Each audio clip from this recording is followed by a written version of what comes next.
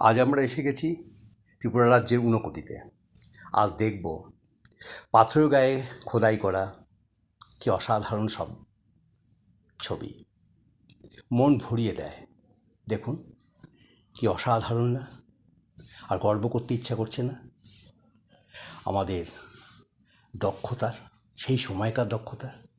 ইতিহাস নয়, ইতিহাস জানতে গেলে গুগল করুন, অথবা অনেকেই আপনারা জানেন। আজ দেখুন শুধু মন ভরে আর গর্ব অনুভব করুন। কি অদ্ভুত, ভাবা যায় না এত উঁচুতে কীভাবে কত মানুষ এই ছবিগুলো এঁকেছেন। গণেশ কি বার্তা দিচ্ছে, সংগ্রহ করে রাখা কিছু শিলা প্রস্তর। অবশেষে চলুন প্রণাম করি এখানকার ঠাকুরকে, আর সকলের জন্য মঙ্গল কামনা করে